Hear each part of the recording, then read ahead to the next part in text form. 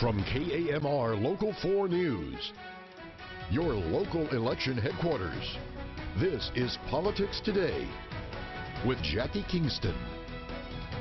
New tariffs in President Trump's trade war will affect producers here on the High Plains. We'll explain how coming up. Plus, President Trump names his pick for Justice Kennedy's soon-to-be open spot on the Supreme Court.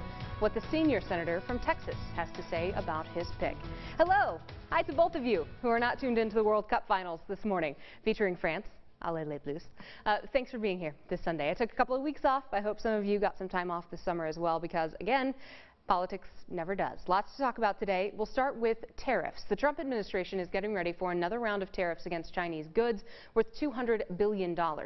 A list of more goods that could face 10% tariffs was released last week.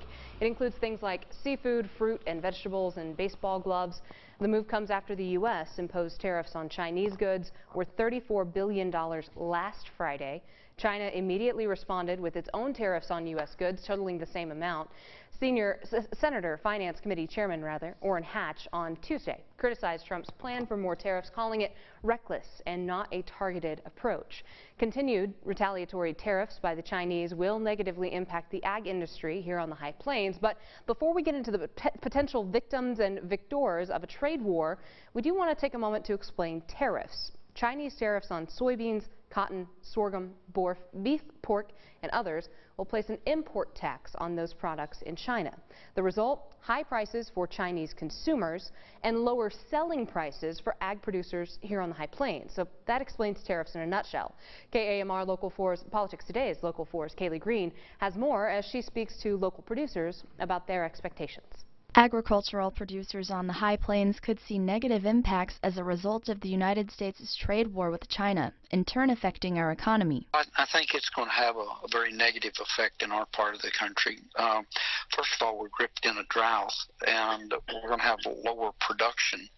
And on top of that, we're probably already at 25% less cash value. That's going to affect producers, those who produce sorghum and wheat and corn and cotton.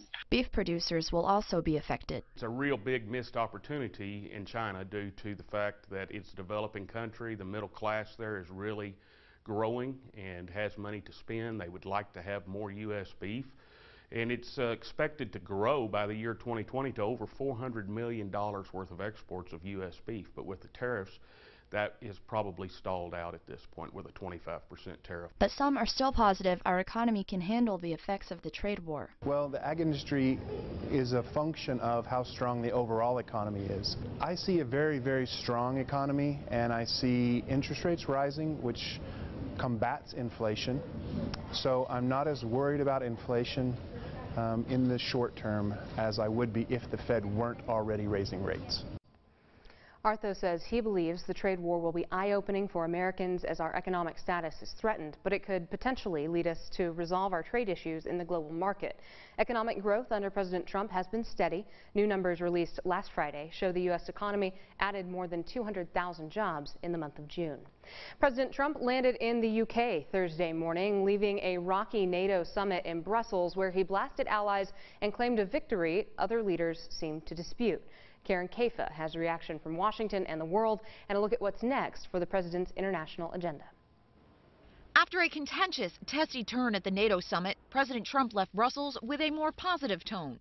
Tremendous progress has been made. Everyone's agreed to substantially up their commitment. They're going to up it at levels that they've never thought of before. Despite Trump declaring a victory of sorts, French President Emmanuel Macron said the allies hadn't agreed to any level other than reaffirming a 2014 commitment to spend 2% of GDP on defense spending by 2024. And NATO's Secretary General wouldn't confirm any agreement to the specific 4% target floated by Trump. We have a commitment to spend 2%. The important thing now is that we need to invest more, to get more money. During the summit, Trump tweeted, "What good is NATO?" and called Germany a captive of Russia, raising eyebrows and prompting concern among European diplomats. But he signaled a softer approach after a one-on-one meeting with German Chancellor Angela Merkel and before departing for London. But I believe in NATO. I think NATO is very important, probably the greatest ever done. On Friday, Friday, the president's visit is expected to prompt mass protests in the UK, with the largest expected in London. Trump and UK Prime Minister Theresa May will hold Friday meetings outside of the capital at the Prime Minister's country retreat. After a weekend stop in Scotland, where the president owns 2 golf properties, Monday brings the highly anticipated summit with Russian President Vladimir Putin in Helsinki. In Washington, I'm Karen Caifa. A summit that will be closely watched world-round. It is the second pick for the Supreme Court for President Trump, pending congressional approval, of course. Coming up, Democratic and Republican senators react to his pick.